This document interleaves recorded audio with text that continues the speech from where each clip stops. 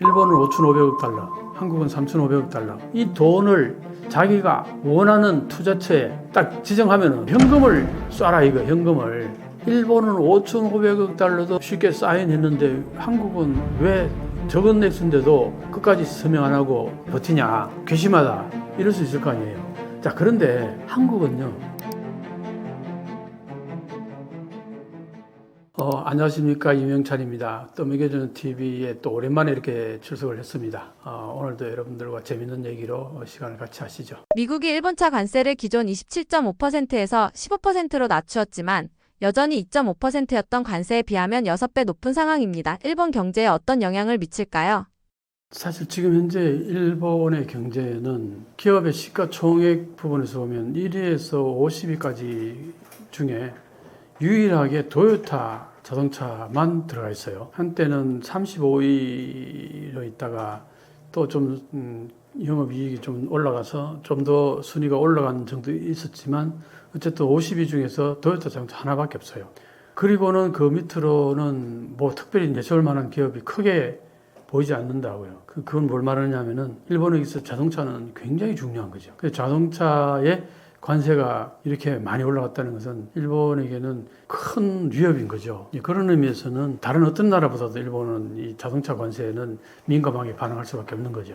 그래서 이제 뭐 지난번 얼핏 들어보니까 벌써 몇십 조엔 벌써 손실이 나고 있다 이런 얘기도 들리고 하는데 이 관세가 일본에게 분명히 많이 안 좋은 방향으로 가고 있다는 것만은 사실이에요. 그 부분이 앞으로 어떻게 나타날지 사실 아직은 알 수 없어요. 트럼프 대통령의 그 변화가 너무 극심해서 어떻게 정착이 될지 알 수 없어요. 앞으로 시간이 흘러가면 따라 어떤 식으로 정착이 될지. 그리고 관세 15%라고 그러고 그 대신에 뭐 5,500억 달러 뭐 어쩌고저쩌고 이런 얘기가 일본에서 하는 얘기하고 미국에서 하는 얘기가 또 달라요. 그러니까 이게 아직도 굉장히 유동적이라서 뭘 평가하기도 참 힘드는 게 예를 들어서 분명히 미국은 5,500달러를 현금으로 바로 쏴달라. 거의 쏴라. 그것도 이런 개념이죠. 어디에 투자를 전부 트럼프 대통령이 독단적으로 결정하는 거고 그래가지고 결정이 되면은 45일 이내에 거기에 해당되는 금액만큼 입금하라 이 얘기예요. 현금으로. 근데 일본에서는 현금으로 입금한다고 생각 꿈에도 안 해요. 그건 일본의 그 국책은행에서 융자와 융자 보정 이런 차원에서 얘기가 됐다. 이렇게 인식하고 있는데 트럼프 대통령 같은 경우는 현금으로 바로 쏴라. 뭐 이런 맥락으로 얘기하고 있으니까 이게 지금 어떻게 흘러갈지 아직 알 수도 없고 이게 만약에 제대로 그게 잘 안 굴러가게 되면 다시 15%를 25% 다시 올리겠다. 뭐 그런 얘기를 하고 있으니까 굉장히 불안정한 거죠. 일본의 15% 절감 관세가 우리나라 기업에 미치는 영향이 있나요? 지금 이제 한국도 15%로 가느냐 아니면 아직은 25%라고 그러는데 사실 지금 한국의 현대차, 기아차가 미국 내에 공장을 크게 짓고 있었잖아요. 그러니까 이제 현대차 입장에서는 그런 얘기도 얼핏 나옵니다. 사실상 한국에서 해외에서 생산하는 자동차들은 미국으로 수출하지 않고 다른 유럽이나 동남아 쪽으로 돌리고 미국에 파는 차는 웬간하면 미국에서 생산하는 걸로 그렇게 되면 관세 문제가 그렇게 심각하게 작용 안 할 수 있잖아요. 그죠? 이런 맥락에서 얘기가 나오더라고요. 현대 자동차에서는. 그만큼 미국 내에서 공장을 지금 확장하는 부분도 있고 더 투자하는 부분도 있었기 때문에 그런 맥락에서 한국은 25%라고 하더라도 그렇게 크게 큰 데미지는 아닐 거라고 얘기 보는 거죠. 그런데 일본은 그게 아니란 말이에요. 거의 다 일본 내에 공장이 있고 그리고 일본은 전기 자동차보다는 이제 내연기관, 그다음에 하이브리드 뭐 이쪽으로 거의 특화가 되어 있기 때문에 거기에 관련되는 중소기업, 하청업체들이 굉장히 많아요. 일본에는. 그러니까 그 하청업체들을 다 끌고 미국으로 가지 않는 한은 미국에서 공장을 지어서 거기서 생산하기 쉽지 않아요. 그러니까 결국은 이제 일본은 어쨌든 일본 국내에서 생산하는 확률이 높단 말이죠, 많이. 그거는 그대로 세금이 다 적용이 되니까. 그러니까 이제 어떤 의미에서는, 이 자동차 문제에서 관세는 일본이 좀 더 불리한 게 아닌가. 그런 의미에서 현대는 좀 발빠르게 미국 내에 공장을 짓고 그걸 확장시키고 그런 부분들이 어느 정도 그렇게 함으로써 이 관세의 부담을 피해갈 수 있는 나름대로 그런 방책들을 그동안 해왔다고 앞으로도 그럴 가능성이 좀 있고 그래서 뭐 예를 들어서 일본의 자동차를 판매하는데 일본은 15%를 그대로 다 매기고 한국 현대 기아 자동차는 미국이 생산하는 걸 주로 미국이 판다. 그러면 이 관세는 일본이 훨씬 불리한 거죠. 그런 맥락이 있으니까 어쨌든 일본은 지금 이 자동차 관세 15%라는 것 자체가 상당히 부담으로 와닿고 있다. 그렇게 봅니다. 일본 기업들이 관세 충격을 줄이기 위해 미국의 지역으로 판로를 확대하고 있습니다. 미국에는 어떤 영향이 있을까요? 그러니까 이거는 이제 한국도 그렇고 일본도 그렇고 뭐 유럽도 그렇고 다 그러겠죠. 결국은 뭐냐? 판로를 다양화한다 이거죠. 미국 시장에 너무 과하게 의존했던 그런 영역들을 좀 더 분산시킨다. 이거는 모든 국가에 해당되는 거죠. 관세 문제가 걸리면은 그 부분을 피해갈 수 있는 방법은 다른 지역으로 수출을 좀 늘려나가는 거. 우리가 예를 들면은 우리가 중국에 한국의 한류가 그때 중국에서 뭐랄까 차단되면서 초기에는 굉장히 그게 심한 타격을 받을 거라고 했는데 어떻게 해서 중국에서 전 세계로 돌림으로 인해 가지고 오히려 더 번창했잖아요. 그런 전례가 있어요. 그러니까 처음에는 중국 시장이 이제 막히면은 이제 다 망하는 게 아니냐 엄청나게 그때 다들 두려워했었는데 그 두려움을 극복하기 위해 가지고 전 세계로 막 그 판로를 확장시켜 나가고 개척해 나갔잖아요. 그렇게 해서 어떻게 됐습니까? 훨씬 더 활짝 꽃피었잖아요. 자동차도 어떤 의미에서는 그럴 영역이 있지 않나 봅니다.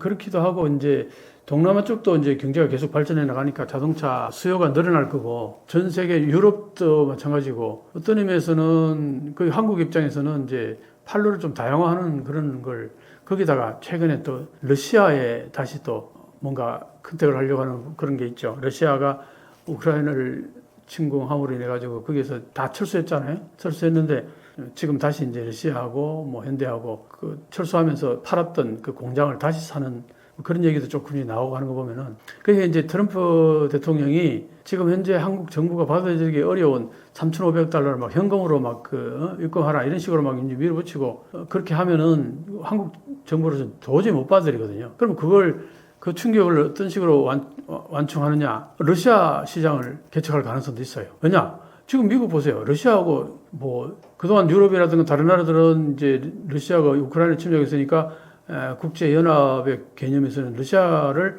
봉쇄하는 러시아를 하나의 적으로 두고 봉쇄하는 그런 정책을 폈는데 트럼프는 어떻게 했습니까? 오히려 러시아하고 더 잘 지내고 뭐 그랬었잖아요. 그러니까 결국은 그런 맥락에서 보면은 뭐 한국도 굳이 러시아를 봉쇄하고 끝까지 그렇게 할 필요가 있느냐 하는 생각을 가질 수도 있다는 거죠.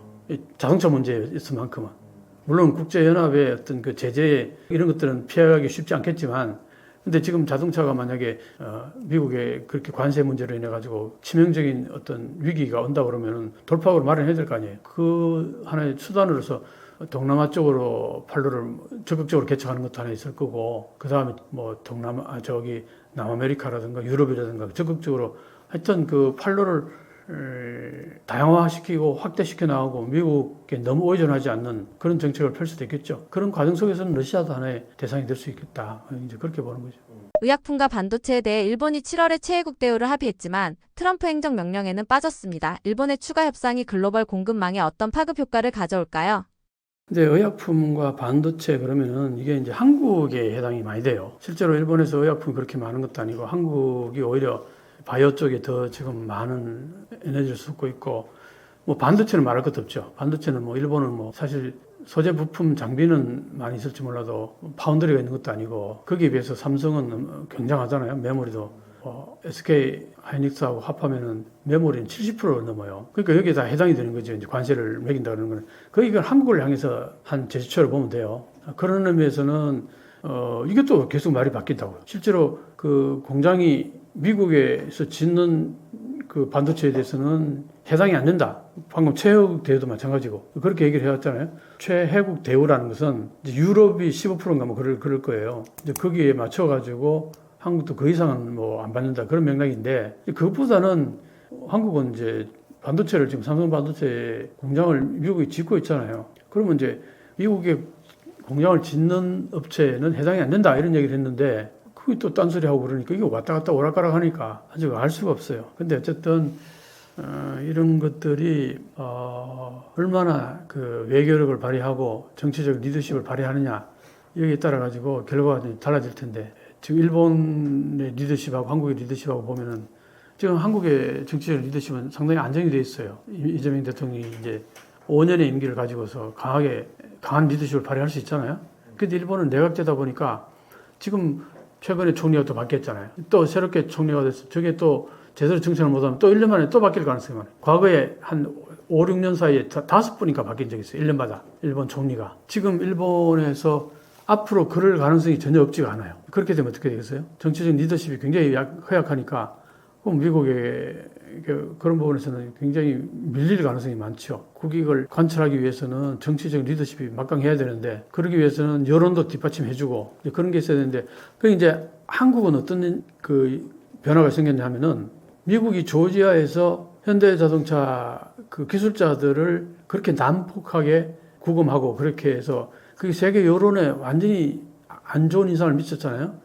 그러니까 어떤 의미에서는 우리에게는 협상 카드가 강력한 협상 카드가 하나 생긴 거예요. 그건 이제 한마디로 미국 트럼프 대통령 측이 자살골을 넣은 거나 마찬가지란 말이에요.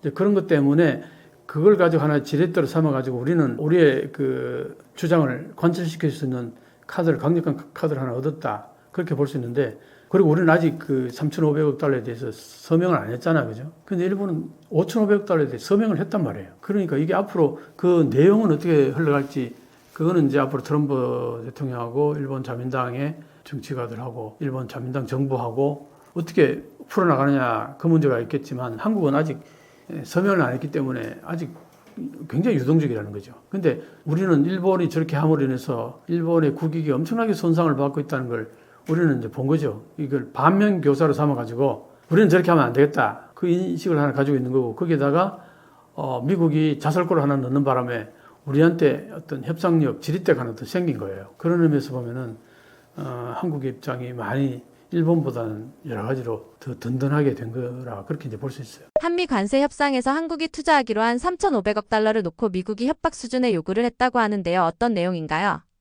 그러니까 이제 일본하고 한국한테 엄청난 그 돈을 요구했는데 일본은 5,500억 달러, 한국은 3,500억 달러. 자, 이 돈을 그러면 어떻게 한다는 거냐? 그 미국 트럼프 대통령 측에서 하는 얘기는 그걸 미국에 투자하라 이거예요. 그 투자는 누가 결정하느냐? 트럼프 대통령이 결정하겠다 이거예요. 지금 이 트럼프 쪽에서 하는 얘기는 일본하고 한국하고 똑같은 맥락에서 보는 거예요. 그 액수만 다를 뿐이지. 그래서 이제 현금을 쏴라 이거, 현금을, 달러를. 그럼 이제 일본은 어떻게든 5,500 달러 뭐 한다는 거에 대해서 서명을 했어요.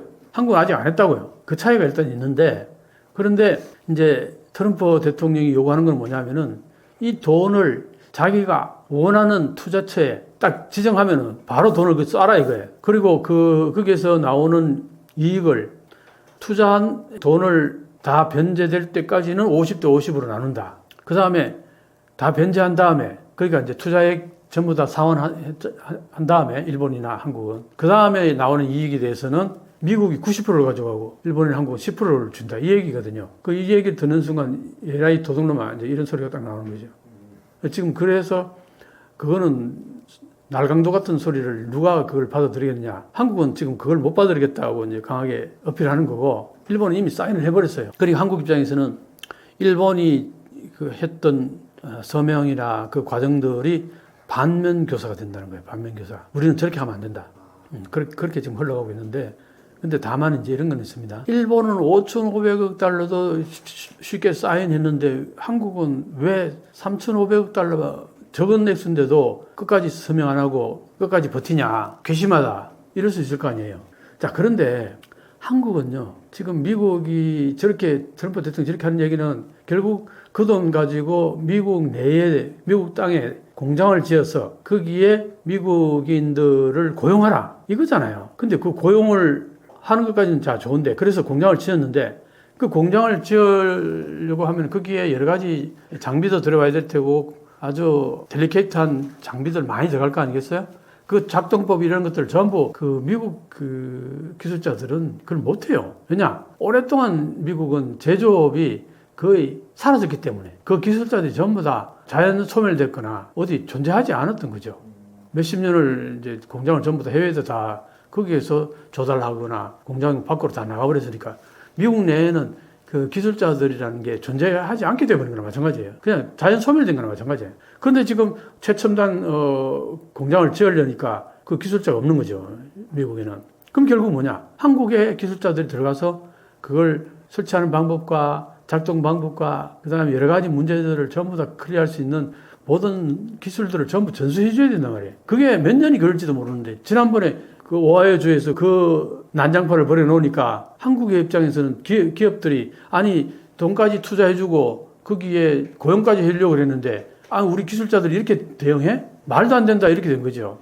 그러니까 앞으로 계속 트럼프 대통령이 자기 주장만 그렇게 내세우면은 아 우리 투자 안 해 할 수도 있어요. 아 우리 더 이상 안 들어가. 그렇게 되면은 뭐 기술자 우리 안 들어가. 그리고 지난번 같이 그런 일이 또 없으란 법이 없잖아요. 그렇게 이제 얘기하면서 비자 문제를 깔끔하게 해결해 주기 전까지는 우리는 못 들어간다. 그럼 공장 올수업 되는 거예요. 투자가 아예 올수업 된다고. 지금 그런 상황이란 말이에요.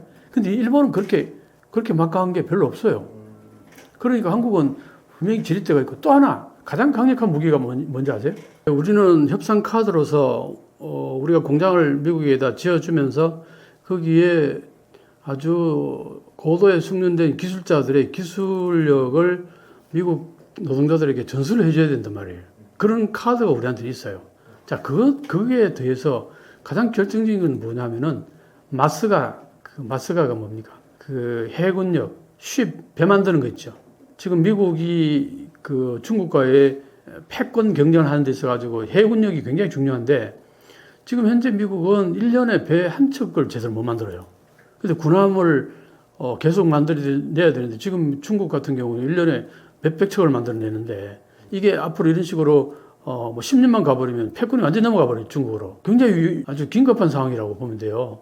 그러니까 미국 정부가 결국 어떻게 한국한테 배를 만들어 달라고 요청을 해왔잖아요. 그게 마스가라고 마스가. 그 마스가를 지금 추진하고 있는데 지금 현재 이런 식으로 계속 어거지를 부리면은 우리 마스가 거기 같이 못하겠다고 딱 발뺌하는 순간 어떻게 될 것 같아요? 미국은 정말 아쉬워지는 거죠. 한국이.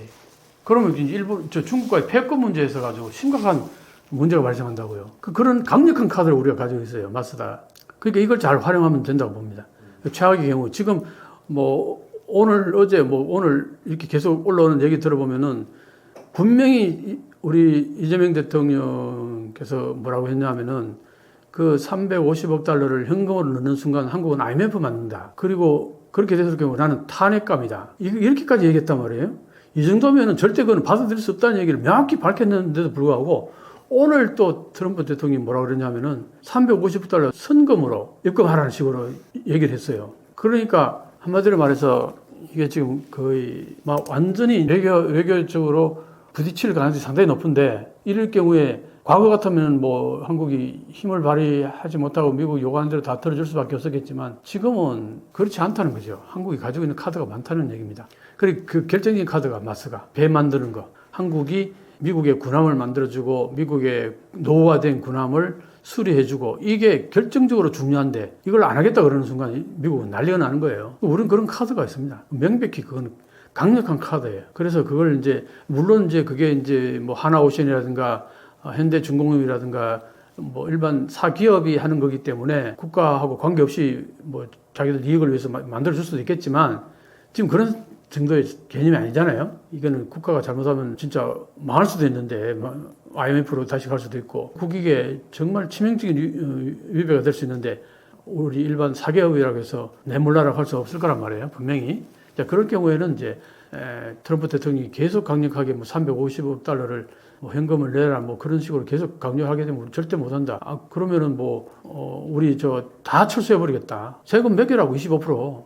아까 얘기했잖아요. 현대자동차 같은 경우 미국 국내에서 생산하는 자동차가 많단 말이에요. 그럼 미국에 파는 거는 거기서 국내 생산을 양을 계속 늘려가면서 거기서 생산하는 걸 팔고 한국에서 생산하는 물량들은 동남아나 아니면 전 세계 다른 지역으로 판로를 확대시켜 나가면 된단 말이에요. 그렇게 대응을 할 수가 있어요. 그렇기 때문에 절대 쉽게 그 350억 달러 주장하는 대로 미국이 주장하는 대로 쉽게 사인해서는 안 될 거고 아마 우리 정부가 사인 안 하겠다고 분명히 메시지를 몇 분이 날린 거 아니에요. 외신 기자들하고 인터뷰도 그렇게 했고 여러 번 얘기를 했는 건데 뭐 계속 그렇게 하면 결국 이제 부딪히는 거겠죠. 부딪히면은 이제 카드를 누가 더 많이 가지고 있느냐 그건데 내가 볼 때는 한국이 가지고 있는 카드도 만만치 않다 이렇게 이제 보는 겁니다. 곧 열리는 한일 정상회담에 이시바 총리가 사임 전 마지막 해외 순방을 한다고 합니다. 사임 전에 굳이 한국 방문을 하는 의도는 무엇인가요? 그래서 여기 의도를 뭐 정확히는 제3자가 알기는 쉽지 않은데 이제 이시바 시게루 총리 입장에는 어떻게 보면은 총리를 더 하고 싶은데 결국은 끌려 내려오는 식의 사퇴를 하게 되는 거나 마찬가지란 말이에요. 근데 아쉬움이 많이 남겠죠. 그 다음에 지금 현재 내가 볼 때 이재명 대통령과는 대화가 잘 될 거예요. 네. 자민당 내에서는 진보에 가까운 분이다 보니까 그리고 역사 문제에 대해서 한국이 상당히 공감을 많이 해요. 일본 자민당에서는 아주 드문 케이스입니다. 그러다 보니까 이재명 대통령하고 해오던 그 어떤 외교 패턴, 역사 문제라든가 일 인식 이런 것들이 다음 총리에 의해 가지고 획 바뀌는 걸 본인은 바라지 않겠죠. 그러다 보니까 어떤 형태로든 아마 다음 총리의 바톤 터치를 하는 데 있어 가지고 다카이치 사나이 같은 보수 정치가가 완전히 극보수 다카이치 사나이 같은 사람이 총리가 되지 않았으면 좋겠다는 인식이 분명히 있을 거예요. 그러면 결국 이제 지금으로 보면은 고이즈미 신지로 하고 또 하야시라는 그 관방장관 오래 하고 했던 사람이 있어요. 이 두 사람 중에 한 사람이 됐으면 좋겠다는 인식이 있을 거라고 봅니다. 근데 그런 것들이 아마 한국 정부하고도 조금 커뮤니케이션 했으면 좋겠다는 그런 게 분명히 있을 거예요. 왜냐하면 다음 총리가 중요하니까 그런 맥락에서 아마 부산에서 회동하면서 뭐 조언도 좀 얻고 여러 가지 그러지 않겠나. 그것도 있고 또 하나는 이제 셔틀 외교를 하겠다고 했었잖아요. 그죠? 셔틀 외교라는 거는 수시로 총기서로 왔다 갔다 해서 만나고 대화를 하고 그러니까 이제 이시바 시게루 총리 입장에서는 지난번에 겨우 셔틀 외교를 얘기했는데 한 번 만나고 총리를 그만두게 되니까 서운했겠죠. 한 번 더 만나고 싶은 마음도 분명히 있었을 거고 그다음에 차기 총리에 대한 어떤 논의랄까 의견 구하는 것도 좀 있었을 거고 그렇지 않았을까 싶어요. 이시바 총리의 부산 방문에 대해 일본 정치권의 반응은 어떤가요? 그러니까 이제 한마디로 말해서 그거죠. 이제 곧 총리 그만둘 사람이 무슨 더 해외 순방이냐 그 한마디로 얘기할 수 있는 거죠. 뭐 부산이니 서울이니 그거는 그렇게 중요하지 않고 곧 이제 거의 선거에 실패하고 그래서 쫓겨나다시피 총리직을 떠나는 사람이 우선 정상 외교를 하느냐 그게 주로 이제 하나의 하도였겠죠. 그렇게 많은 얘기들이 이제 오가는데 그거는 충분히 그렇게 얘기가 나올 만도 하겠죠. 한 달도 안 남았는데 총재 선거가 끝나면 바로 이제 총리에서 물러날 가능성이 많은데 가서 뭔 얘기하냐 이제 이런 얘기 하겠죠. 그렇잖아요. 곧 그만둘 사람을 만나가지고 거기서 나눈 얘기가 그게 결정적인 어떤 뭔가 구속력이 있는 것도 아닐 테고 그런 맥락에서 그냥 외화 낭비하는 거 아니냐 이런 이제 비판은 어느 나라에서는 있을 수 있을 거라고 봅니다. 고이즈미 신지로 다카이치 사나의 이강 구도입니다. 각 후보의 특징 및 세력 구도 한일 관계에 대한 입장은 어떤가요? 지금 이제 우리 바로 옆 나라에 일본이 엄청나게 중요한 이제 총재 선거가 기다리고 있다고 봅니다. 왜 그렇게 중요하다고 보냐면은 지금 자민당이 거의 매번 선거에서 다 졌잖아요. 인기가 없다는 얘기예요. 결국은 그냥 뭐냐면은 현재 일본의 정치권의 리더십이 굉장히 흔들리고 있다는 얘기입니다. 근데 한국 입장에서는 일본의 정치적인 리더십이 흔들리는 거는 양면성이 있어요, 분명히. 우리한테 안 좋은 부분도 있고 좋은 부분도 있을 거예요. 좋은 부분은 뭐냐면은 국제 정치에 있어서는요, 내 바로 옆에 힘이 센 사람이 있는 것보다는 힘이 약한 사람이 있는 게 좋아요. 그거는 이제 힘이 센 사람이 옆에 있으면 그 힘으로 가지고 나한테 어떤 완력을 휘두르면은 그 참 힘들거든요. 그런 맥락에서 국제 정치에 있어서는 내 주변에 있는 국가가 쇠퇴하면은 어떤 의미에서는 내한테는 상당히 바람직하다고 볼 수 있어요. 또 한편으로 좋지 않은 점은 경제 관계에 있어 가지고 시장이 좁아질 수 있는 거죠. 일본이라는 시장이 일본이 쇠퇴함으로 인해 가지고 그런 맥락에서는 부정적인 측면이 있을 수 있는 거죠. 자, 그런데 어쨌든 지금 현재 일본의 지금 총리가 바뀌면서 지금 그 후보가 아주 극적입니다. 한 사람은 다카이치 사나이라는 사람은 아베 전 총리가 적극적으로 밀어줘서 그래서 아베 총리가 밀어줬던 사람이기 때문에 소위 말해서 아베를 지지했던 보수 우익들은 대부분 다 다카이치 사나이를 지지해요.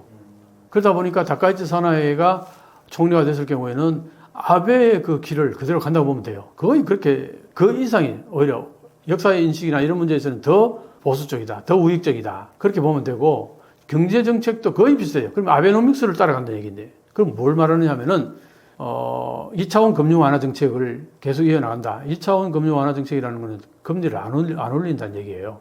그 다음에 적극 재정을 할 거라고 보는 거예요. 그건 뭐냐? 국가 재정을 좀 더 팽창시켜가지고 많이 푼다 얘기예요. 정부가 돈을 많이 푼다 얘기예요. 자, 이 두 가지가 결국 뭐냐면은 현재 일본이 물가가 올라간다. 자, 물가가 왜 올라가느냐 하니까 간단하게 얘기하면 그동안 일본이 그렇게 물가 안 올라가다 물가 올라가는 이유가 뭐냐면은 엔저가 되면서 해외 물가가 수입 물가가 높아지고 수입 물가가 높아지니까 국내에 들어가지고 만든 제품이 물가가 올라갈 수밖에 없다. 그래서 물가가 올라갔는데 일본 국민들 입장에서는 물가는 올라가는데 임금은 안 올라가고 하니까 생활이 고달퍼진 거예요. 자, 이런 상황 속에서 다카이치 사나이가 이번에 이제 총리가 되면은 그 길을 그대로 갈 거란 말이죠. 자, 여기에서 문제가 뭐냐니까 이시바 시게루 총리는 감세라든가 세금을 감면한다든가 적극 재정을 편다든가 여기에 대해서 반대했어요. 자, 그런데 야당들은 전부 다 감세 그 다음에 적극 재정을 옹호했다고요. 자, 그러면 결국은 이번에 이시바 시게루가 물러나게 되면은 이제 야당이 정치를 하든 총리가 되든 아니면 다카이치 사나이가 총리가 되든 감세 정책과 적극 재정이 실행될 거라고요. 자, 이 문제가 지금 하나 있고, 요거는 이제 경제 정책에서 그런 부분이 있고, 그 다음에 고이즈미 신지로가 총리가 되는 경우에는 이시바 시게루의 정책을 좀 답습할 가능성이 있어요. 그 다음에 하야시 지금 제3의 정치가 또 될 가능성도 없지 않아 있다고 그러는데, 왜냐하면은 이 다카이치 사나이는 너무 우익적이어서 문제가 있고, 고이즈미 신지로는 경험이 아직도 너무 부족해서 총리 되기에는 좀 너무 빠른 게 아닌가. 이 결정적인 어떤 결함들이 양 두 사람에게 있어요. 그런데 제3의 하야시라는 사람은 앞에 기시다 총리의 그 파벌이었어요. 기시다 총리의 파벌에 속해 있는데 오랫동안 이분은 그래도 외무성 장관도 했고, 그 다음에 간사장도 했고, 그 다음에 지금까지 관방장관을 그렇게 또 좀 오래 했단 말이에요. 그러니까 하야시 이 사람 같은 경우에는 경험이 굉장히 풍부해요. 그리고 또 학력이 뭐냐면은 동경대에 나와서 하버드 대학에서 공부를 했어요. 그러니까 굉장히 그 지적 능력도 뛰어나고, 그리고 사람이 되게 온화합니다. 다만 결함이 뭐냐면은 사람이 좀 물러요. 뭐랄까 결단력이 좀 뭐 이런 게 있다 그러는데 거기다가 그러다 보니까 이제 인기가 그렇게 별로 없어요. 그냥 한마디로 말해서 무난하다는 거죠, 사람이.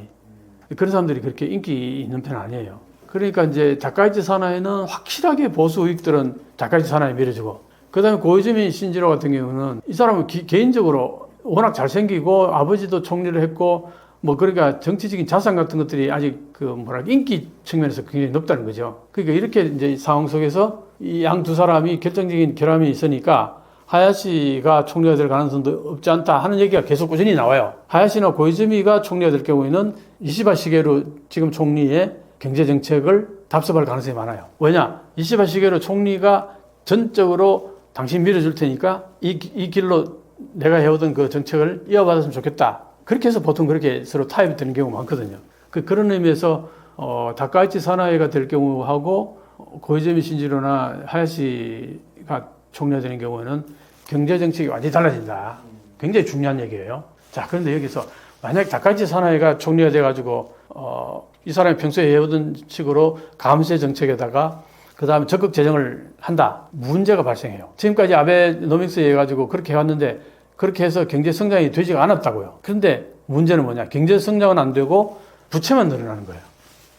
왜냐? 적극 재정하려면은 세금이 많이 거치면 모르겠는데 세금 거치는 거는 일정 수준이 정해져 있을 테고, 근데 정부가 돈을 많이 풀려면은 결국은 뭐냐? 국채를 찍어내야 될 거 아니에요. 국채가 그게 다 빚이란 말이에요. 지금도 일본은 빚이 너무 많다 그래가지고 사실은 일본은행이 그동안 일본 정부가 찍어내는 국채를 일본은행이 거의 어떨 때는 90% 이상 넘게 사들이고 했단 말이에요. 그게 이제 사들이다 보니까 이 빚이 너무 많다. 이걸 줄여야겠다 해가지고 지난번에 이제 정부가 발행하는 국채를 조금씩 사는 양을 줄여 나가겠다고 얘기했단 말이에요. 근데 지금 다카이치 사나이가 다시 총리가 돼가지고 아베노믹스하고 적극 재정을 추진해버리면은 감세에다가 그렇게 되는 순간 이 빚이 더 늘어날 가능성이 많은 거예요. 그렇게 되면요, 전 세계가 일본의 국채에 대해서 인기가 팍 떨어지면서 국채를 내다 팔 가능성이 상당히 많아요. 지난번에 영국의 어떤 정권이 그렇게 해가지고 감세 정책에다가 뭘 하다가 4개월 만에 그냥 총리에서 물러나고 내각이 붕괴한 적이 있잖아요. 그럴 가능성이 있다고 보는 거예요, 일본에서도. 그 영국의 그 상황을 일본이 그대로 맞닥뜨릴 가능성이 있다. 그게 이제 다카이치 사나이가 총리가 돼서 감세 정책에다가 적극 재정을 했을 경우에 빚이 늘어난다. 그렇게 되면 이제 전 세계에서 일본의 국채를 안고 있는 사람들 입장에서는 일본의 저 국채 저거 굉장히 위험해. 언제 폭락할지 몰라. 그런 마인드가 생긴다는 거예요. 그래서 그 부분은 상당히 그 일본의 많은 전문가들이 거기에 대해서 우려를 해요. 최근 중국에서 731이라는 영화가 흥행하며 반일 감정이 강해지고 있다고 하는데요. 어떤 내용인가요? 731 부대라고 한국인들 웬간하면 다 들어봤을 것 같은데 또 뭐 연령대에 따라서 다를 거라고 봅니다만 731 부대 그러면 악명 높은 뭡니까? 세균전을 대비해서 사람들을 생체 그랬던 부대를 이제 우리가 731 부대라고 그러는데 그 내용 자체를 들어보면요. 그 인간이 할 짓이 아니다는 생각이 들어요. 이건 악마들도 이렇게 할 수 있나? 거의 전쟁 때는 인간이 어느 정도까지 사악해질 수 있나? 끝판왕을 보여주는 게 731 부대라고 보는 거예요. 근데 이 731 부대가 참 지금 현재 중국에서 이제 영화가 만들어져 가지고 그게 9월 18일 날 방영이 돼 가지고 지금 뭐 벌써 뭐 2억 명이 봤다 그러나 뭐 엄청나다 그러죠. 근데 그게 9월 18일이 어떤 날짜냐 하니까 저기 만주 옛날에 일본이 만주국을 그 건설하고 할 때 그 만주에서 전쟁이 일어나잖아요. 중국하고 그때 9월 18일 그 어떤 사건을 계기로 해서 만주사변이 일어나는데 그 날짜가 9월 18일이에요. 그 날짜를 맞춰가지고 상영 날짜를 잡았다는 겁니다. 그러니까 굉장히 민감하죠. 최악의 날짜를 잡은 거죠. 그랬는데 어쨌든 이게 상영이 되면서 그 영화를 본 중국인들은 여러 가지 이제 반응이 나오죠. 절대 일본의 악행을 잊지 않겠다. 반드시 기억하겠다. 뭐 그런 글들도 뭐 많이 오르고 거기에 대한 반응들이 뭐 상당히 안 좋죠. 일본은 바짝 긴장하고 있습니다. 사실은. 특히 중국에 있는 일본인들 아니면 거기에 무슨 인터내셔널 스쿨 같은 데 있을 거 아니에요.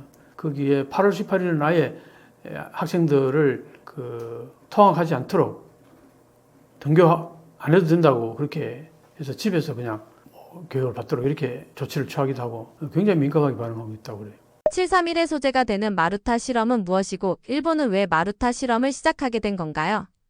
731 부대를 만들게 된 배경을 간단하게 설명을 하게 되면은 중국 대륙에서 전선을 형성했는데 일본 군들이 거기 다 이제 있을 거 아니에요. 그 전선마다 배치되어 있을 텐데 이게 남방으로 군대를 좀 많이 배치를 변경시켜야 될 일이 생긴 거예요. 그 중국하고만 전쟁 치른 게 아니잖아요. 태평양 전쟁이 되면서 미국과도 전쟁 치르게 되고. 그러니까 남방 쪽으로 군대를 이제 좀 동남아 뭐 이런 쪽이겠죠. 그쪽으로 배치를 하려다 보니까 그 중국 대륙에 있던 그 부대를 빼야 될 거 아니에요. 거기에서 난리가 난 거죠. 지금 이 전선에서도 사람이 군대가 수가 그렇게 많은 것도 아닌데 여기서 빼면 어떡하냐. 이제 그러니까 그걸 보충하기 위해서 세균전을 생각하게 된 거예요. 이시시로라는 사람이 그 중장이라고 그래요. 중장. 이 사람이 교토대학 출신이에요. 교토대학은 그 당시에는요. 제국대학이라 그래가지고 일본 동경대 의대가 최고였어요. 그러면 이제 교토만 해도 지방이잖아요. 오사카 밑에 저기 교토란 말이에요. 그러니까 교토대학 출신이다 보니까 이 사람이 두 가지 생각이 있는 거예요. 자기가 출세하기 위해서는 뭔가 하나의 공을 세워야 된다. 이게 있었고, 그 다음에 이제 방금 얘기했듯이 그 군대 뒤로 이전시키기 위해서는 거기에 빠지는 그 인원수를 보충할 만한 뭔가 있어야 되는데 그걸 이제 세균전으로 대체하겠다. 이렇게 된 거예요. 그래서 이제 731 부대를 만들게 됐는데 그 731 부대에서 뭘 했느냐 하니까 결국은 이제 패스트균 뭐 양성하고 이런 거죠.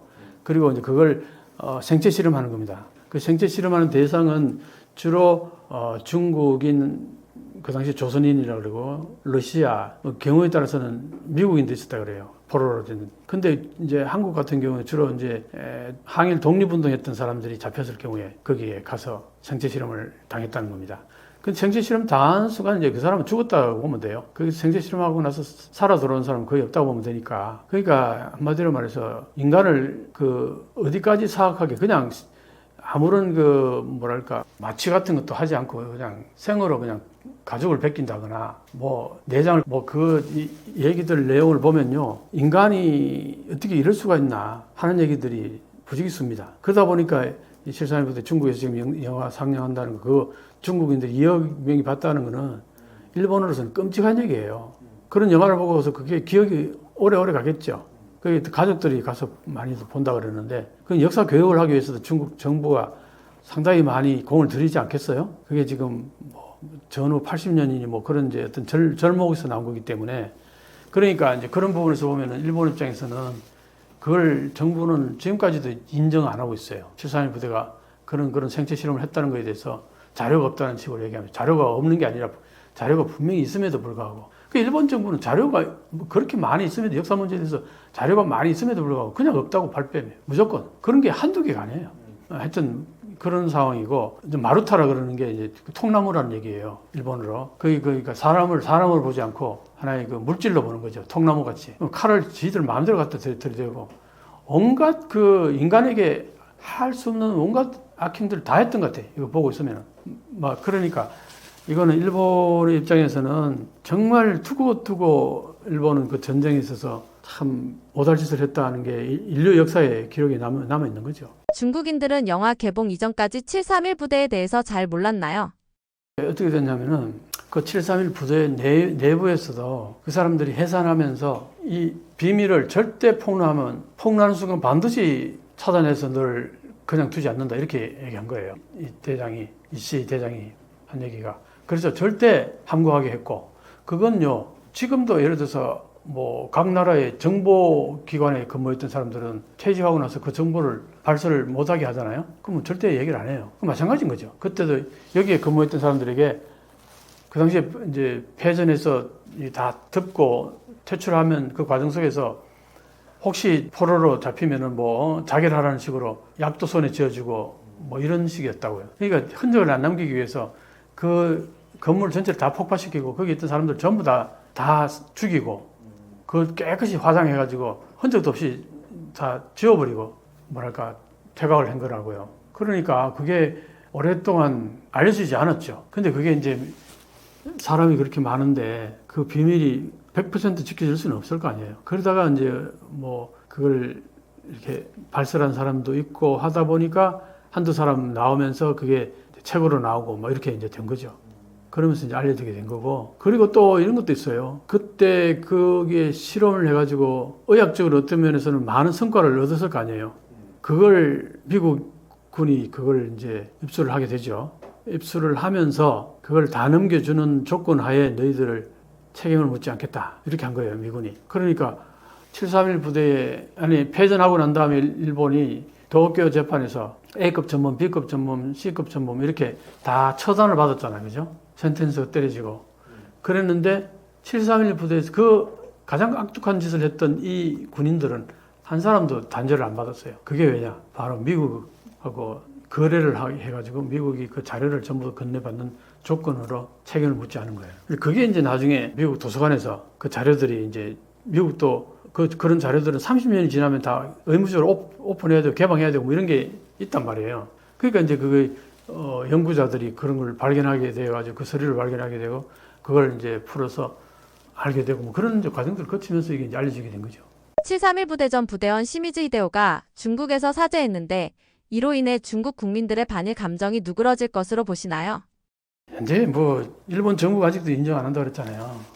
그 역사 문제에 대해서 일본 정부가 깔끔하게 사죄한 적이 없잖아요. 그러니까 그게 뭐 어느 한두 사람이 사죄한다고 그게 끝날 일은 아니겠죠. 가장 좋은 방법은 독일이 폴란드에게 했듯이 그렇게 사죄를 해서 더 이상 이제 유대인들도 그렇게 얘기했고 더 이상 사죄 안 해도 된다 할 정도로 사죄를 하면은 그나마 좀 많이 해소되겠죠. 그렇지만 뭐 유대인들이 그 독일의 나치의 그 만행을 잊어버릴 수 있겠어요? 절대 못 잊는 거죠. 그러니까 한마디로 말해서 그 나치가 유대인들에게 가스실에서 600만 명을 죽였다 이 얘기들은 영화로도 나오고 온갖 것에 다 나오잖아요. 근데 왜 일본의 그 731 부대의 그 만행은 왜 제대로 오픈 안 되느냐 이거예요. 일본 정부가 인정 안 하니까 그런 부분도 있고. 731 부대의 군인들은 대부분 어떤 사람들이었나요? 그러면 내가 좀 더 얘기하고 싶은 게 뭐냐면은 이게 그 731 부대에 있었던 사람들이 주로 어떤 사람들이냐니까 거기서 박사학위를 한 사람들이 많아요. 그 자료를 가지고서. 그 결국은 뭐냐니까 거기에 근무했던 사람들이 의대 출신이 많겠죠, 당연히. 제국대학의 의대 출신들이 많다는 거예요. 그럼 거기에서 그런 실험을 해가지고 그걸 그 자료를 가지고서 나중에 폐전한 다음에 전부 어디로 갔느냐? 대체로 동경대 의대를 들어가기도 교수로 뭐 각 대학의 의대 쪽으로 많이 들어가고 보건소도 많이 갔대요. 그러니까 이게 일본은 전후에 그렇게 악도한 그 시제 악도한 일을 했던 사람들이 단죄를 받지 않고 일본 사회로 다 복귀를 한 거예요. 그래서 이게 어떤 심각한 문제가 있었냐니까 지난번에 팬데믹 때 코로나19 때 일본이 그 제대로 대응을 못했어요. 그때 왜 그러냐 했더니 보건소에 근무하는 사람들 중에 이 731 부대 그 후속들이 많다는 거예요. 그 사람들이 특징이 뭐냐면은 자료를 오픈 안 해요. 그리고 군대가 본래 그래. 어떤 작전을 펼 때에 자기 부대 요것만 가지고 그 완결하려고 그래요.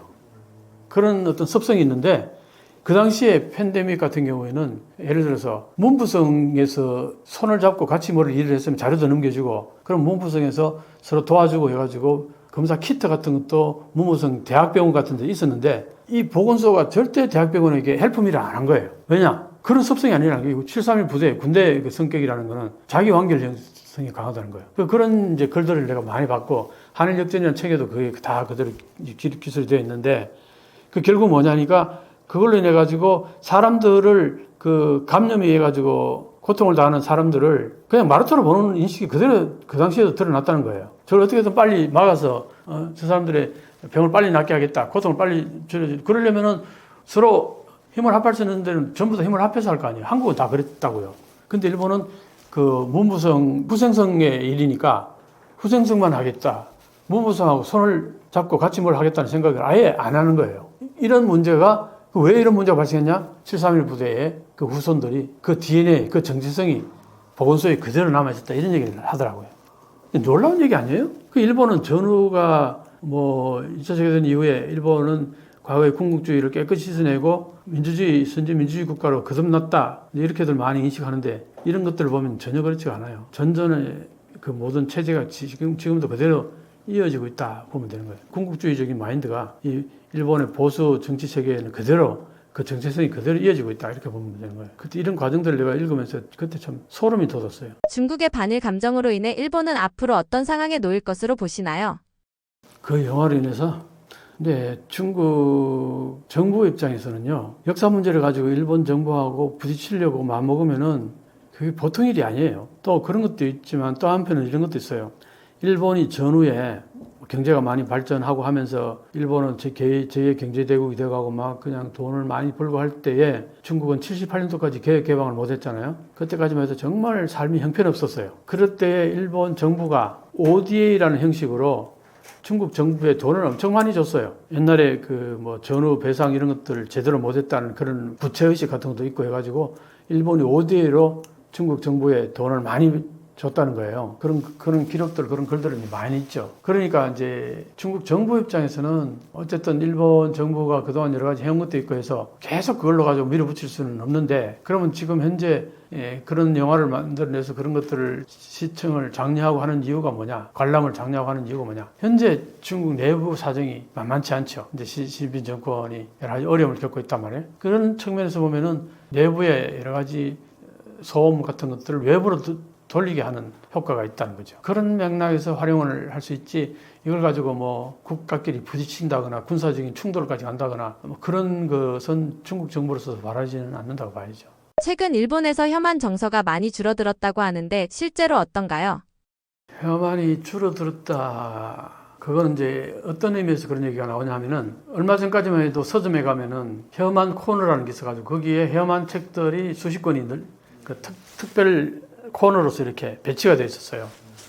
현재는 그런 것들이 사라졌다는 얘기를 하더라고요. 그래서 이제 혐한이 사라졌다. 이제 이런 얘기들이 많이 나오는데 실제로 혐한이 사라졌느냐 하면 그렇지는 않아요. 주로 이제 혐한이 어떤 사람들이 주로 많냐면 내가 그동안 많은 얘기를 해왔는데 장노년층 남성들은 많은 사람들이 다수가 혐한이라고 보면 돼요. 그 혐한이라는 것은 왜 생겼냐면은 그 생긴 이유를 알면은 그게 쉽게 사과들지 않는다는 걸 금방 알 수 있어요. 그 사람들 입장에서는 뭐냐면은 최근에 그런 얘기도 가끔 나오는데 지금 현재 다카이치 사나이 좀 총리가 될 가능성이 있다고 계속 얘기되는 다카이치 사나이가 뭐라 그러냐. 한국 요것들 봐라. 자꾸 기어오르네. 그런 얘기를 했어요. 기어오른다는 얘기를 했어요. 기어오른다. 그런 인식을 갖고 있다는 거죠.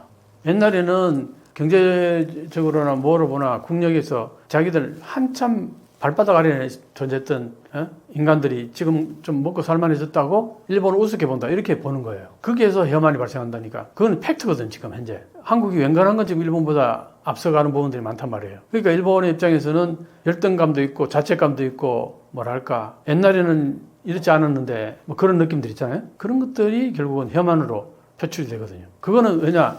그거는 지금 내가 중장년체로 얘기하는 이유는 뭐냐면 그 사람들은 자기들이 세상에서 활동할 때 직장 다닐 때 그때는 일본을 압도적으로 한국보다 국력적으로나 경제적으로나 모든 면에서 앞섰거든요. 그런데 지금은 어떠냐? 웬간한 건 다 한국한테 지금 밀리고 있어요. 이걸 받아들이지 못하는 심리적으로. 그게 이제 열등감과 뭐 어떤 그 시기심 뭐 이런 것들로도 좀 발전하고 그러다 보면 그게 뭐 혐한이 되는 거죠. 그러니까 이건 혐한은 쉽게 없어지지 않아요. 그 발생 경위가 그렇기 때문에 그게 쉽게 없어질 수가 없죠. 그런데 이제 왜 많이 없어졌다 요즘 뭐 혐한이 많이 없어졌다 이런 얘기하는 이유는 젊은 세대 그리고 여성들에게서 특히 한류에 푹 빠져 있는 일본의 젊은 층들은 한국에 대해서 오히려 악고가래 일본말로는 동경이라고 그러죠. 한국을 번역하면 동경인데 그 한국을 악고가래 한다는 말이에요. 그러니까 거기에 무슨 동경하는 나라를 뭐 혐한하고 그러지는 않겠죠. 그러니까 그런 맥락에서 이제 젊은 세대는 자꾸 이제 늘어날 거 아니에요. 한류에 의해 가지고 영향을 받은 사람들이. 그러니까 그런 의미에서는 혐한의 그 분포도는 조금 축소되는 건 사실이겠죠. 그렇지만 완전히 없어지지는 않는다. 일본의 기성세대와 젊은 세대 간의 한국에 대한 인식 차이가 이렇게나 다른데 세대 갈등도 있을까요? 세대 갈등이 분명히 있어요. 그거는 한국에도 있어요. 세대 갈등이. 근데 그 세대 갈등이 한국이나 일본이 굉장히 그 두드러지게 나타나는 이유가 뭐냐면은 너무나 변화가 심했기 때문에 그래요. 일본 같은 경우에는 80년대 말까지는 끝을 모르게 성장하고 막 치솟았잖아요, 경제가. 버블이라고 그러긴 하지만 어쨌든 전 세계 뭐 제2의 경제대국 그러면서 막 미국을 집어삼킬 듯한 기세로 그렇게 급성장을 했었는데 그때 인식으로 보면은 10년 후, 20년 후 아니면 30년 후쯤은 미국을 능가할 거다. 뭐 거의 그런 인식들이 강했는데 어때요? 30년 지난 이후에는 지금 현재 완전히 일본은 바람이 꺼지는 것과 같을 정도로 꺼져버렸어요. 예를 들면 89년도 말점 90년 초 들어서기 전에 일본 전체 GDP가 세계에서 차지하는 비율이 17.8%인가 거의 18% 가까이 됐어요. 근데 지금은 몇 프로 됐냐? 통계치마다 조금씩 다르긴 한데 3.8%부터 5%까지 다양하게 그런 얘기가 나오는데 뭐 그거는 그때 이제 환율에 따라 조금씩 차이가 나니까 그렇게 하는데 거의 4% 5% 그 사이에 왔다 갔다 해요. 18%였다가 그러니까 30년 가까이 오히려 뒷걸음질 거죠 일본은. 그런데 대부분의 나라들은 다 성장을 했단 말이에요. 한국 같은 경우는 80년대 말부터 90년대 초부터 지금까지 한 2.5배, 3배 가까이 성장했어요. 근데 일본은 오히려 바람이 빠지는 거예요, 오히려. 뒷걸음질 친 거란 말이에요. 역사 속에 식민지 국가와 피식민지 국가의 어떤 그 대비에 있어가지고 이처럼 극적으로 서로 다른 길을 걸은 경우는 역사 속에 없을 거예요. 그러다 보니까 일본 입장에서는 장노년층은 자기들이 살 때 재편에서 넘버원 하는 그런 어떤 뭐랄까 자부심 같은 거 이런 거 가지고 살아왔단 말이에요. 그때 옆에 있던 한국은 형편없었고 자 그랬는데 세월이 30년 지나고 보니까 어떻게 됐냐. 지금은 오히려 한국이 더 잘 나간단 말이에요. 경제적으로 1인당 GDP는 더 높고 1인당 노동생산성도 더 높고 임금도 훨씬 더 높고 생활의 어떤 그 질 같은 거 보면은 한국인들이 일본보다 훨씬 더 삶의 질이 높아요. 이런 것들을 지금 젊은 세대는 그걸 당연히 받아들이는 거야. 한국이 일본보다 선진국이다. 한국이 일본보다 더 쿨한 나라다. 멋진 나라다. 젊은 세대는 자기들이 생활할 때 처음부터 그렇게 봐왔고 그렇게 생활했었기 때문에 한국한테 무슨 예를 들어서 옛날에는 별거 아니던 게 지금 기어오르네 이런 마인드가 아예 없어요. 근데 장노년층은 그게 아니라는 거죠. 그게 정확히 그런 거죠. 옛날에는 한참 못 미쳤던 쟤들이 지금은 우리보다 더 잘 나가네? 그게 이제 마음이 뒤틀리는 거죠. 그런 마인드가, 그게 이제 혐한이 된다고 그랬던 거고. 그게 그 과정이 너무나 극적이라는 거예요. 일본은 80년대 말까지 끝간데 모르게 막 급성장을 하다가 그 버블이 꺼졌다. 거품이 꺼지는 것처럼 퍽 터져버리면서 쭉 밀려 내려온 거예요. 18% 하다가 지금 뭐 3, 4% 정도까지 축소되어 버렸으니까. 근데 한국은 어떠냐? 그때보다 두세 배 정도 더 성장을 한 거예요. 그게 완전히 이게 서로 쌍곡선이 그려진 거죠. 그런 과정 속에서 세대 차가 뭐 극명하게 드러나는 거죠. 한국도 젊은 세대나 뭐 지금 20, 30대 정도만 돼도 일본한테 자격지심이라든가 일본한테 뭐 꿀린다거나 이런 마인드가 거의 없잖아요. 근데 내 세대, 60대, 70대 한국에 이 세대들은 일본에 대해서 거의 뭐라나 일본 앞에만 가면 작아지나 나는 왜 작아지는가 거의 그런 마인드였거든요. 그리고 지금도 그런 얘기를 해요. 내가 일본에 대해서 이런 얘기 팩트를 가지고 이렇게 일본에 얘기를 하면 이게 비판적 얘기가 될 수밖에 없잖아요. 그럼 결국은 하는 얘기가 에이 뭘 그럴까 일본이 그 정도는 아니에요. 거의 다 그런 식으로 받아들여요. 그러니까 내가 하는 얘기를 나는 분명히 자료를 갖고 일본 학자들이 일본 분석가들이 썼는 글을 가지고서 일본에 대해서 평가하는데 그렇게 안 받아들이는 거예요. 한국의 지금 장년 노년층들은 그게 못 받아들이는 거예요. 왜냐? 옛날에 자신들이 경제활동할 때에 일본과의 관계가 굉장히 깊었던 특히 그런 사람들은 웬간한 건 다 일본에서 배워오고 기술도 배워오고 일본 제품이 한국 제품하고는 비교가 안 될 정도로 높았고 우리 수준이 이제 낮으니까 일본의 높은 수준이 다 높게 보였던 거죠. 그런 인상들이 여전히 남아있어요. 뇌리 속에. 쉽게 안 가시는 거죠, 그게. 그러니까 한국이나 일본이나 이 세대차라는 게 세대 차이에서 인식의 갭이 너무나 심각해요. 근데 그게 이제 일본에서는 한국에 대해서 갈등을 일으키는 경우도 많다 그래요. 특히 이제 젊은 애들이 한글을 공부하고 막 한국의 뭐 어떤 배우에 아니면 뭐 가수에 막 푹 빠져가지고 막 그러는 것 자체를 일본의 중장년층 남성들은 특히나 못 봐주는 거죠. 옛날에 피식민지 국민이 걔들이 하는 거에 대해서 뭐 저렇게 빠져 내 자녀들이 푹 빠져 있는 거에 대해서 아주 못마땅한 거죠. 그런 얘기들이 굉장히 많이 얘기가 회자되는데 그런데 이제 그 젊은 친구들은 왜 그러냐?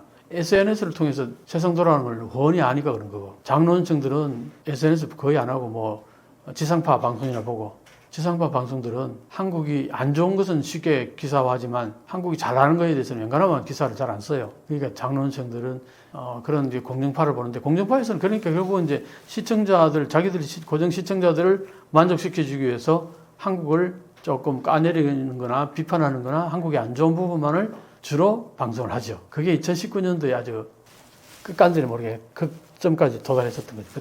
그때 혐한이 엄청 났었어요. 일본 내의 세대 갈등을 일으킬 정도로 강력한 한류 문화가 있는 반면 일본의 문화 콘텐츠는 파급력이 줄어든 이유는 무엇인가요?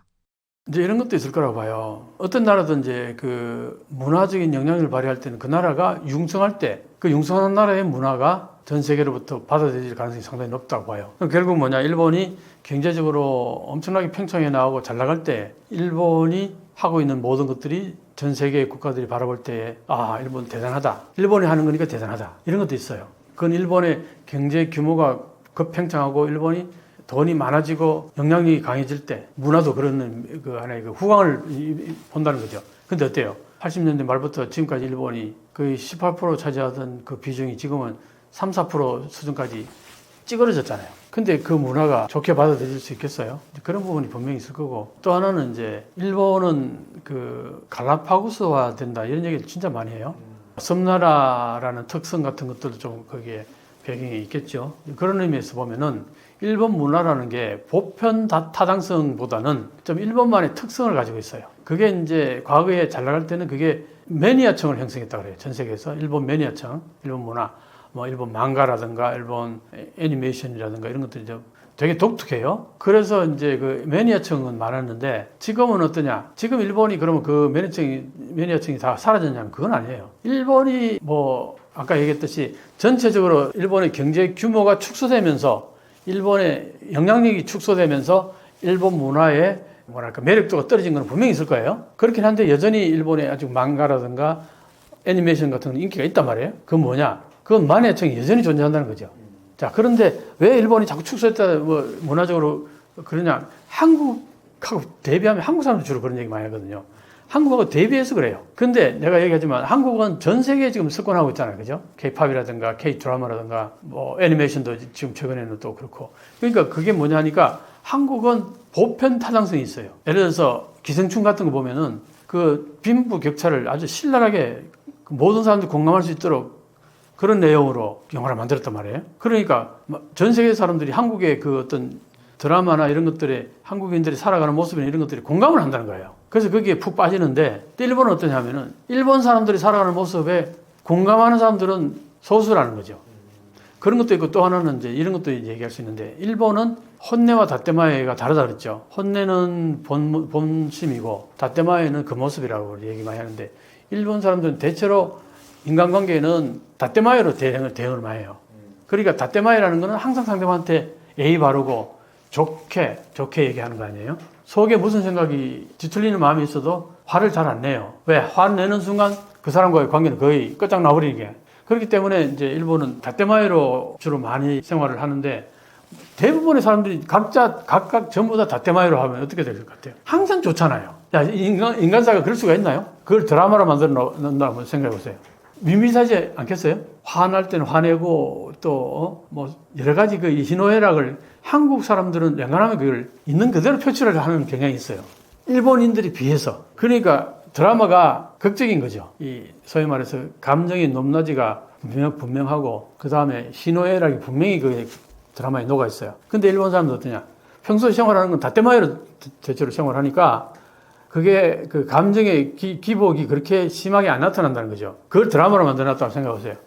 많은 사람들이 볼 때, 에이, 저 장면에서 화를 내야 되는데, 일본 사람들은 화를 안 내네? 그게 공감이 잘 안 가는 거죠. 이해가 갑니까? 일본 정부는 앞으로 혐한을 어떻게 다루게 될까요?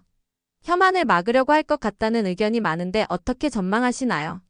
그 얘기는 정확히 지금 현재 일본의 차기 총리가 누가 되느냐 하고 밀접하게 관계에 있어요. 한일 관계가 가장 안 좋았을 때가 지난번에 아베 총리 시절이에요. 아베 총리가 8년 넘게 하면서 혐한을 조장했어요. 그때 한일 관계가 결국은 끝까지 갔죠. 아주 안 좋게까지 갔죠. 그냥 그 소위 말해서 자민당 내의 보수 정치가들은 혐한을 하게 되면요 인기를 얻어요. 한국을 두들겨 패고 중국을 두들겨 패면 인기가 올라가요. 그걸 이용한 거죠. 아베 전 총리 같은 경우는. 근데 지금 현재 일본의 다음 총리 후보 중에 다카이치 사나이라는 그 여성 의원. 이 사람이 딱 아베 아바타라고 보면 돼요. 아베 이상으로 갈 가능성이 있어요. 이 사람이 총리가 되면. 그러면 이제 이 사람은 혐한 조장할 거예요. 한국 기어오른다 이딴 소리를 하고. 지금 현재 일본에서 한국이 우리한테 기어오른다 이런 소리 하면은 그거 한국 사람들이 아마 쌍욕을 할 거예요. 그러는 순간 바로 그냥 한일 관계는 급전직하하는 거죠. 어디 정치가 무슨 한국이 기어오른다 그딴 소리 하고 말도 안 되는 소리 하고 앉았네. 쟤 정신 제대로 박힌 애야? 거의 총리를 놓고 한국이 그런 식으로 반응을 하게 되면 그게 한일 관계 좋아질 수 있겠어요? 근데 지금 다카이치 사나이는 살아온 길이 그랬어요. 한국을 아주 업신여기고 어지간했으면 한국이 기어오른다는 소리를 했겠어요. 그게 지금 현재 모습이라서 현재 다음 차기 총리가 다카이치 사나이가 될 가능성도 만만치 않다. 그래서 만약에 진짜 다카이치 사나이가 총리가 될 경우에는 한일 관계는 혐한이 다시 많이 또 조장될 거고 그렇게 되면 한일 관계는 지금보다는 훨씬 더 안 좋아질 가능성이 상당히 높다. 그렇게 봅니다. 일본에서 통일교와 정치권의 연결고리가 드러났습니다. 얼마나 깊게 연관되어 있는 것이고 시사하는 점은 무엇인가요? 통일교하고 정치권하고의 그 커넥션이 일본도 강하고 한국도 강한데 차이가 뭐냐면은 일본은 자민당 지금까지 쭉 계속 집권당이었잖아요. 집권당하고 오랫동안 깊은 관계를 맺어왔다. 근데 한국은 어때요? 한국은 지금 현재 야당이잖아요. 거기다가 또 계엄 선포를 하고 내란당이라는 비판을 받고 있는 소수 야당이 관련되어 있다는 거예요. 그 일본은 지금까지 오랫동안 힘 있는 여당이 관련되어 왔었고 한국은 야당이라는 그 차이가 굉장히 커요. 그러니까 이제 일본에서는 오랫동안 통일교하고 자민당 특히 그것도 유력 정치 아베 특히 아베 전 총리는 조부 때부터 외조부 기시노부스케 때부터 이제 연을 맺어왔고 또 바로 친아버지 아베 신타로 그분도 상당히 깊게 관여해왔단 말이에요. 그런데 이제 아베 전 총리는 그 어머님이 아베 전 총리의 어머님이 자기 아버지하고 자기 남편이 통일교하고 그렇게 깊게 관여하는 거 보니까 별로 보기가 좋지 않았던 거예요. 그래서 자기 아들 아베한테는 너는 통일교하고 좀 그렇게 너무 가까이 안 했으면 좋겠다. 그렇게 얘기하는 걸 듣고서 1차 내각 때는 통일교하고 딱 끊었어요. 그랬는데 결과는 어떻게 되느냐. 그때 총리 시절에 선거를 했는데 참패를 당했어요. 결국 그게 뭐냐. 그동안 자민당이 계속 이렇게 좋은 성적을 거둬온 것은 통일교가 엄청나게 그 선거에 큰 힘을 보탰다는 거죠. 그래가지고 결국은 1차 때 그렇게 해서 선거에 참패하고 1차 내각에서 내려오고 난 다음에 7, 8년 지난 다음에 다시 제2차 내각에서 아베가 총리가 되잖아요. 그죠?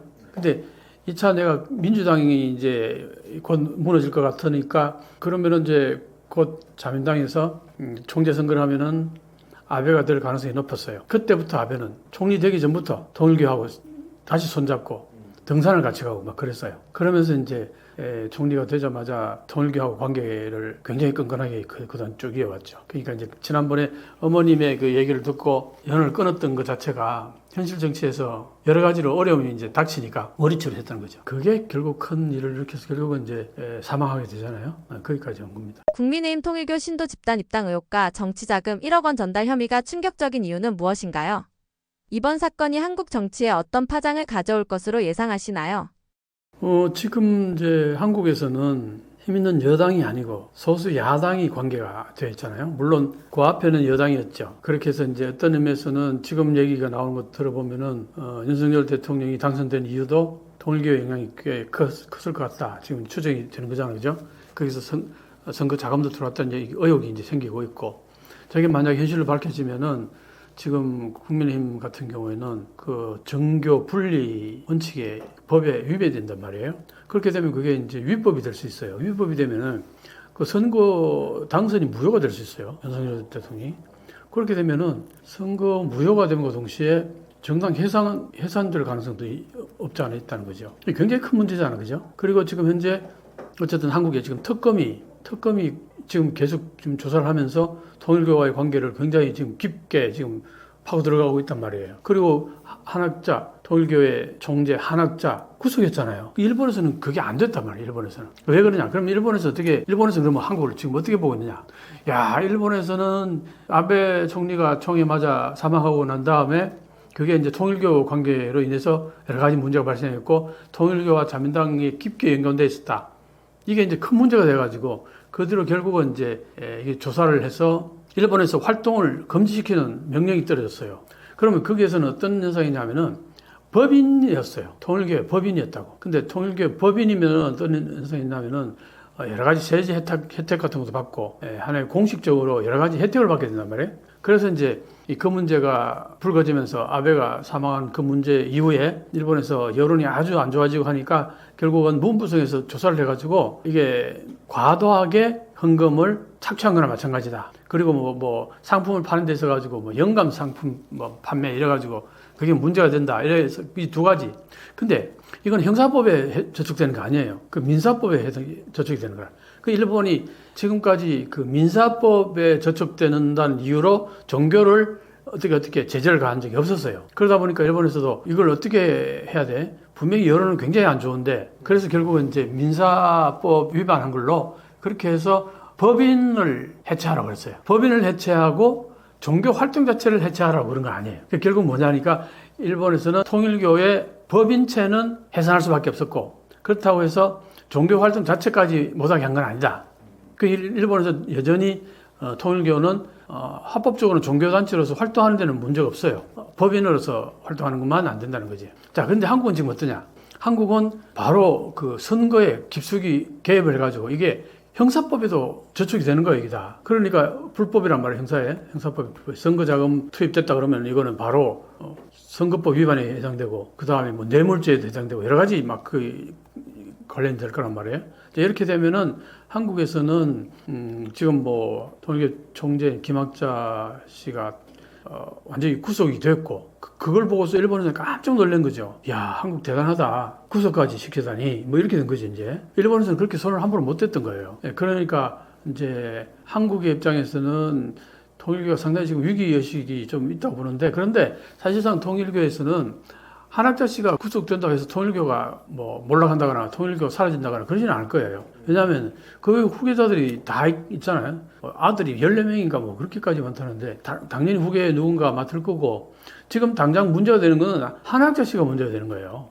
그러니까 종교 활동에 뭐 그것까지 크게 문제 삼을 수는 없을 거란 말이에요. 구속하더라도 한학자 씨 구속되고 한학자 씨 그 비서실장이었던 사람 구속되고 몇 명 거기 관련된 사람 구속되겠죠.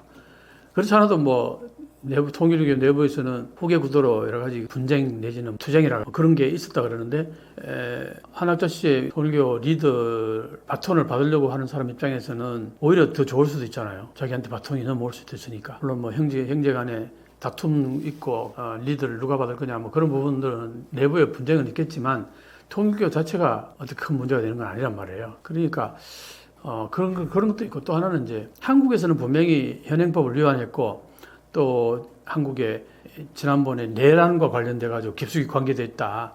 내란과 관계됐다기보다도 지난번 윤석열 대통령이 되는 그 선거에 개입함으로 인해 가지고 선거 당선 무효와 관계된다면은 이거는 이제 그런 부분이 있어서 한국에서는 실행법 그걸 위반했다 그래가지고 이제 구속이 되고 아마 어떻게 보면은 옥살이 할지도 모르겠죠. 그런 맥락이 이제 일본하고 좀 다른 거죠.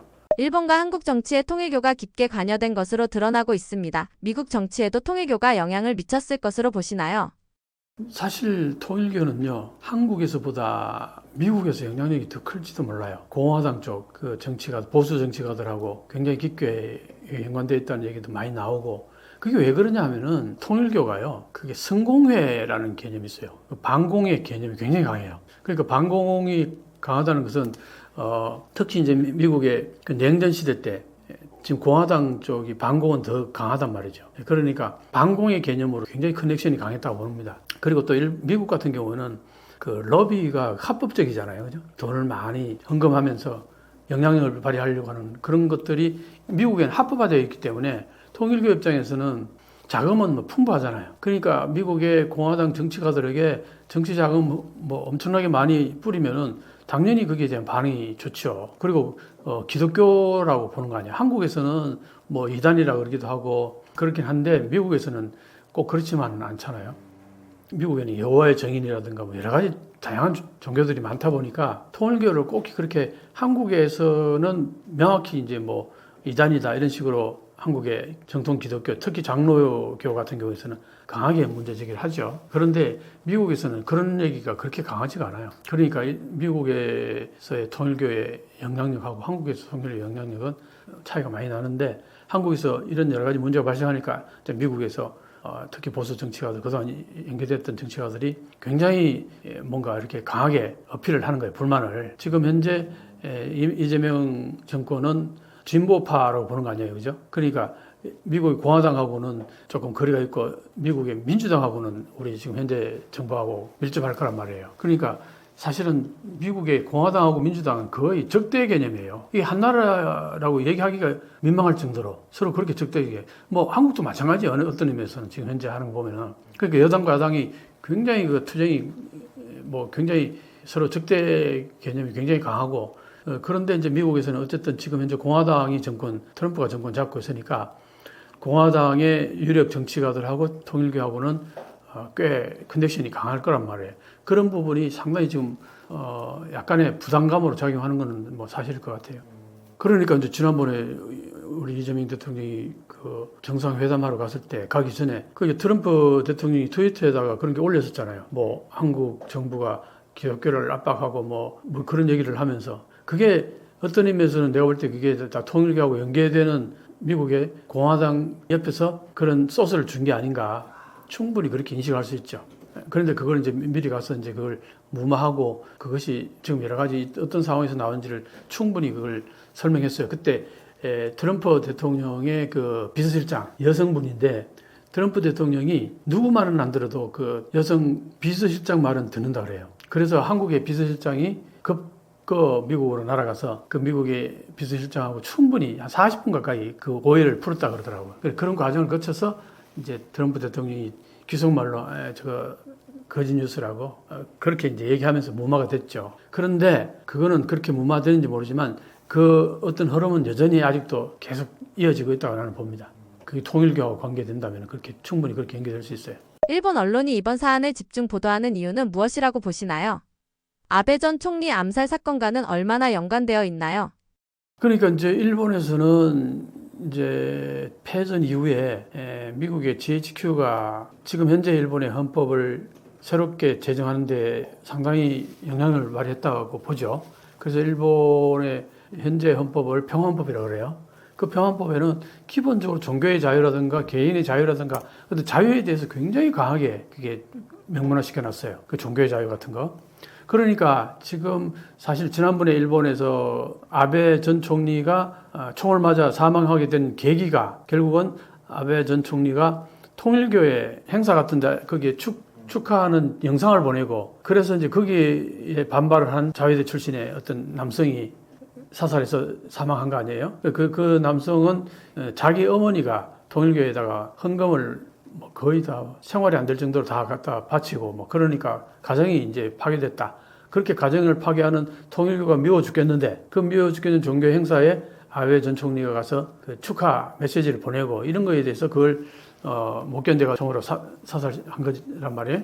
그런 흐름인데 그 정도면은 사실 진짜 발칵 뒤집혀져야 될 거 아니겠어요? 그런데 어떻게 보면 지금까지 흘러온 거 보면 아까 얘기했듯이 지금 자민당 정권이 통일교한테 한 것은 법인만을 해체시키는 거예요. 법인. 종교 활동을 못하게 한 건 아무것도 없어요. 그러니까 강하게 어필해가지고 뭘 못하게 하려고 했는데 헌법에 굉장히 쉽게 그걸 촉발할 수 있는 그 상황이 아니란 말이에요. 일본이 지금 현재 헌법으로 보건대는. 그러다 보니까 결국 법인만 해체하라. 종교 활동의 자유에 대해서는 터치를 못했어요. 그러다 보니까 일반인들 입장에서 보면은 저기 뭐 통일교가 그렇게 인상이 안 좋은데 활동 그대로 다 하지. 뭐 특별히 그렇게 강하게 뭔가 제재당한 같은 기분도 안 들고 그럴 수도 있잖아요. 그러니까 그렇게 해서 뭔가 찝찝했는데 한국에서 구속까지 하고 구속까지 시키고 막 그러니까 굉장히 이제 뭔가 자기들은 하지 못했던 그런 일들을 한국 정부가 강하게 한국 정부는 물론 아니지만 특검에서 하는 거니까 한국 정부라고는 볼 수는 없죠. 특별검사가 그렇게 추진을 하고 그러니까 거기에 대해서 관심이 굉장히 많은 거죠. 그리고 이제 또 통일교에서 그 어마어마한 자산이 그 법인체가 이제 해체되면서 거기에 있던 자금이 어떻게 되느냐 문제가 굉장히 커요. 그게 몇 조 단위인데 그 자금이 어떤 식으로 한국으로 넘어오려고 그러니까 이게 그냥 넘어올 수는 없단 말이에요. 그러니까 이런 얘기까지 나오더라고요. 거기에 신도들에게 보너스하고 그 다음에 무슨 뭐 명절 특별 장려금 이런 거 있죠. 그런 식으로 해서 신도들에게 딱 나눠주는 거야. 그리고 나서는 그거는 충분히 가능한 얘기거든요. 그건 운영에 해당되기 때문에 종교 운영에 해당되는 거기 때문에 그건 법인하고 그런 거하고 관계없단 말이에요. 그렇게 해가지고 돈을 그렇게 해서 다시 나중에 헌금으로 걷어들이는 이런 방법을 뭐 취한다 그런 얘기도 기사에 나왔더라고요. 그러니까 이제 그런 부분 저런 부분에서 어쨌든 일본에서는 계속 그 관심을 가졌음에도 불구하고 한학자 대표를 구속시키고 이런 것도 전혀 안 되는 상황이었는데 한국에서 그게 가능하니까 관심들을 굉장히 많이 갖기 시작한 거죠. 자민당과 통일교는 현재 상황을 어떻게 받아들이고 있을까요? 앞으로의 전망도 궁금합니다. 사실 지금 자민당은 그동안 아까도 얘기했습니다만 선거에 통일교가 깊이 관여해왔단 말이에요. 상당히 많은 도움을 받았죠. 근데 앞으로는 공개적으로는 그게 불가능할 거예요. 법적으로 문제가 됐었기 때문에 공개적으로는 못한다고요. 그런데 이제 얘기를 들어보면은 사적으로 만남을 갖는 거야 어떻게 말리겠느냐. 그게 자민당 지도부의 인식이에요. 그리고 기사들 보면은 그런 얘기가 나옵니다. 그리고 또 그동안 오랫동안 일본말로 쯔끼아이라 그래요. 쯔끼아이. 일본말로. 그동안 친구로서 이렇게 교제를 해왔단 말이에요. 그런데 딱 무구 자르듯이 딱 자를 수 있나? 왜냐? 대부분 일방적으로 통일교에서 도움을 많이 줬잖아요. 자민당에. 돈도 줘. 헌금도 줘. 그 다음에 선거도 도와줘. 다만 이제 그걸 통일교가 그렇게 하는 이유는 뭐겠어요? 어려움 있을 때 우리를 좀 보호해줘. 그런 맥락 아니겠어요? 종교 활동하는 데 있어 가지고 어려움을 겪지 않도록 자민당에서 좀 그런 부분에 대해서 좀 도와줬으면 좋겠다. 그런데 그걸 바라고서 선거도 도와주고 헌금도 많이 주고 정치 자금도 대주고 뭐 그랬을 거 아니에요. 그랬는데 지금 다 받아먹고 나 몰라라 괘씸하네 이런 심리가 굉장히 강해요. 통일교에서. 그러니까 일본의 정치가들도 그래서 딱 무자르듯이 자를 수가 없어요. 그런 심리가 있기 때문에 통일교에. 그래서 이제 공식적으로는 절대 관여 안 한다 이걸 명확히 하고 사적으로는 만남이라든가 이런 것들은 그거는 뭐 허용한다기도 하고 실제로 그렇게 되고 있는 것 같아요. 뭐 그런 상황이고 그래서 이제 그럼 앞으로 만약에 자민당이 선거할 때 통일교가 도와줄 수 있느냐? 공식적으로는 도와줄 수가 없을 거예요. 그리고 그게 만약에 어떤 편법을 하다가도 만약에 발각되면은 그 정치가에게 치명타가 되지 않겠어요? 그러니까 결국은 이제 앞으로는 자민당의 정치에 통일교를 끌어들일 수 없다. 그렇게 되면 자민당 선거가 앞으로 많이 어려워질 거예요. 아까도 얘기했듯이 아베 총리 1기 내각 때 통일교의 도움을 받지 않아가지고 상당히 안 좋았다고 그랬잖아요. 결과가, 선거 결과가. 그럼 앞으로 자민당이 선거에 있어서 통일교의 도움을 못 받게 되면은 결과가 별로 좋지 않게 나오지 않을까. 그렇지만 공식적으로 요청은 하기는 이제 힘들 거다. 그렇게 봅니다. 자민당의 입지가 확 줄어들 수밖에 없는 상황인가요? 그러니까 이제 통일교가 일본에서 활동 반경이 많이 축소되니까 이제 한국으로 웨이트를 옮겨와서 지난 윤 정부 정권하고 정치가들하고 뭔가 좀 더 가까워져 가지고 한국에 입지를 굳히려고 했는데 완전히 윤석열 대통령이 계엄 선포하는 바람에 자책골을 터뜨린 바람에 완전히 엉망이 되어버린 거죠. 결과가 그렇게 된 거예요. 흐름이.